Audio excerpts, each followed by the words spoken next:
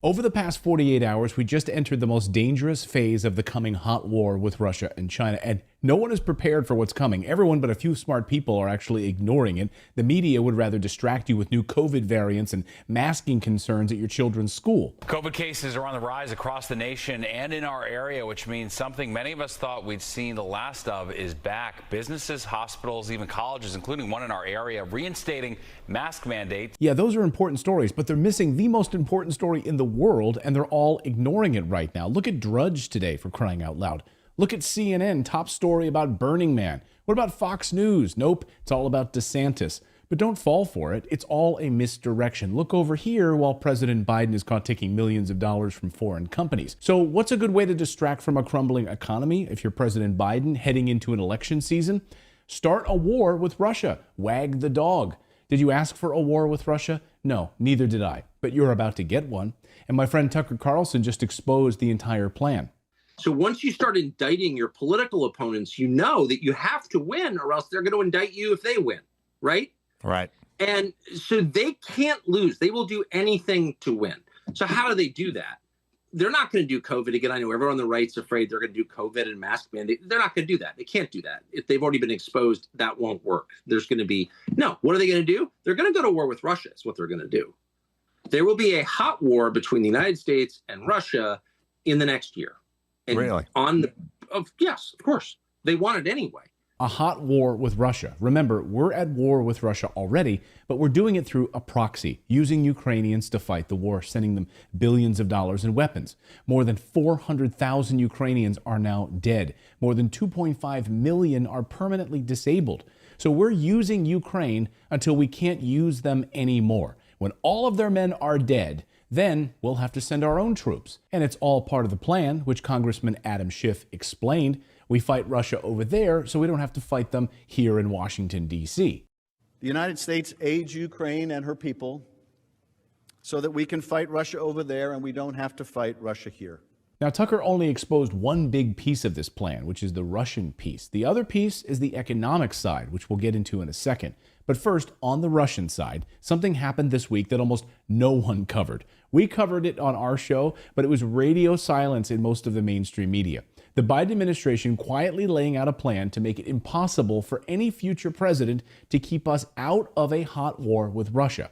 By the way, Russia has already said that this will lead to direct war with their military, and China is standing by, ready to jump in. So according to the Wall Street Journal, what the Biden administration did is astonishing. They introduced a plan to permanently fund Ukraine's proxy war against Russia, and the structure would make it impossible for a future president to undo the plan. Think of it like Obamacare, but on steroids. Everyone, including a Republican president and a Republican Congress, tried to unravel Obamacare, but they couldn't do it. The structure is virtually permanent. The same is true of this plan for Ukraine. So what is the likelihood that in the next few months we are involved in a nuclear war with Russia? Colonel Tony Schaefer says 80%.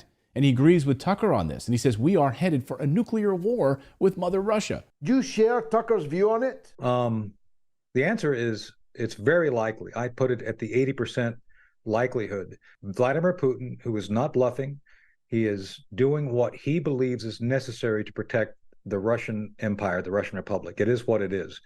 And George, the West, England and the United States in particular, don't seem to be listening to him. He's been very clear about what he's trying to achieve. Well, Russia is not bluffing. They've now put their nuclear arsenal on the highest alert possible for the first time ever. Quoting now, the nuclear-capable Sarmat intercontinental ballistic missile system was previously touted by President Putin as being capable of hitting any target on Earth and is widely believed to be by far the longest-range missile in Russia's arsenal. And it's been nicknamed by NATO the Satan II. Nice name. Satan II. The timing of all of this is on purpose, of course. Putin is not bluffing. This warhead can wipe out a country the size of France. Just one rocket, and it can't be shot down.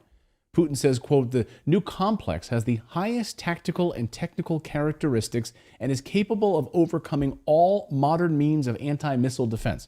It has no analogs in the world and won't have for a long time to come. In other words, nothing can stop it and nothing can come close. Oh, good. So why don't we keep poking the bear, President Biden? The reason the United States is so desperate, though, is because the U.S. economy and the U.S. dollar. The U.S. dollar, which of course is losing favor around the world to settle oil transactions as the world's reserve currency, it's slipping away beneath their feet right now. There's no better indicator of this than in Africa over the past few weeks. We've seen 4 different military coups ousting their leaders who have been in bed with Western countries for decades. Another African leader toppled by the army. Whose turn will it be next? The United States and France have been stealing Africa's resources for decades, keeping these countries in a permanent state of poverty. We've been stealing their manganese, their gold, their silver, their uranium, their lithium, their oil. These African countries are saying enough is enough. What people want is to gain back their wealth, back their uranium, their gold, their iron, their phosphate, their oil, their gas.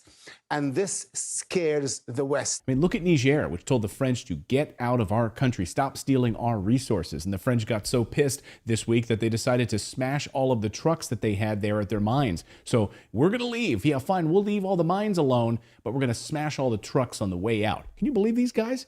And then last week, the country of Gabon did the same thing. France and the United States are in a panic mode right now.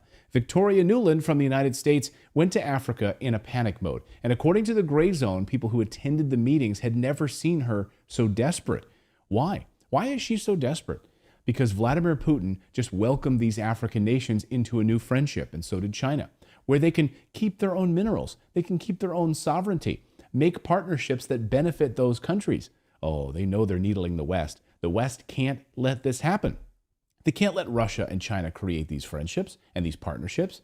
And today, Moscow is warning NATO, back off or else. Russia's UN envoy, Dmitry Polyansky, says NATO's involvement in Ukraine has created a big risk of a direct clash between Russia and the West.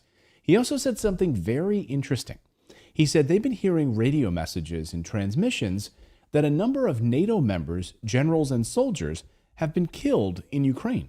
So something really fishy is going on, guys. Why is NATO leaking information about the deaths of their generals and soldiers being killed in fighting with Russia? They're not even supposed to be there.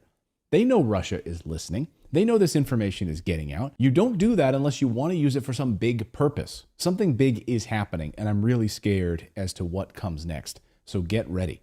That's the news update part of today's video.